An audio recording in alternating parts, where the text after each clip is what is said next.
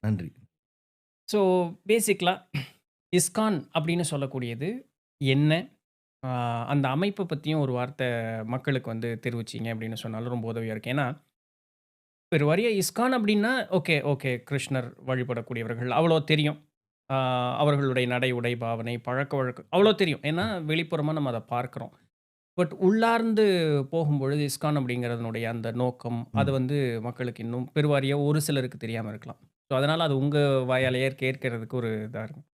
ISKCON அப்படிங்கிறது international society for Krishna consciousness. அகில உலக கிருஷ்ண பக்தி இயக்கம். இதை வந்து எளிமையா எதார்த்தமா ஹரே கிருஷ்ணா இயக்கம்னு கூட சொ மக்கள் சொல்வது சொல் உண்டு. ம்.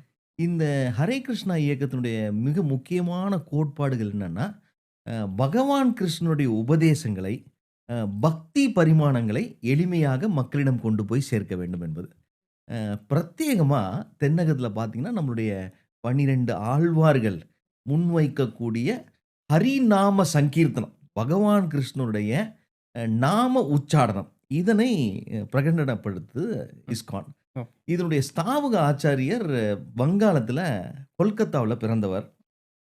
இவர் 1965, 66ஆம் ஆண்டு ஸ்ரீல பிரபுபாதர்ன்னு சொல்லுவோம். அவர் மேலை நாட்டுக்கு சரக்கு கப்பல்ல சுமார் 30 நாட்கள் பயணித்து, அவர் சென்று அங்கு எளிமையாக தொடங்கப்பட்ட இயக்கம் இது. 65லிருந்து இன்னைக்கு நம்ம 2025 கிட்டத்தட்ட 60 வருடங்களை நோக்கி நம்ம பயணிக்கிறோம். இன்னைக்கு இஸ்கானுக்கு உலகம் முழுவதும் சுமார் 800 கிளைகள், திருக்கோயில்கள் இருக்கு. கிருஷ்ணர் திருக்கோயில். எல்லா திருக்கோயில்களிலும் பகவான் கிருஷ்ணருக்கு வழிபாடு, துளசி பூஜை, தீபாராதனை, நிவேத்தியம், ஹரிநாம சங்கீர்த்தனம், ஆன்மீக புத்தகங்கள் விநியோகம். இதுதான் அவங்களுடைய மிக முக்கியமான பரிமாணங்கள். இதில இணைவதற்குன்னு பிரத்யேகமா எந்த ஒரு எதிர்பார்ப்புகளோ, எந்த ஒரு தகுதிகளோ கிடையாது. யார் வேணாலும், எந்த மதத்தில பின்னணியில இருந்தாலும் இதில வந்து உற்சாகமாக கலந்து கொள்ளலாம். இது ஒரு Hare Hare Krishna, Hare Krishna, Krishna Krishna, Hare Hare, Hare Rama.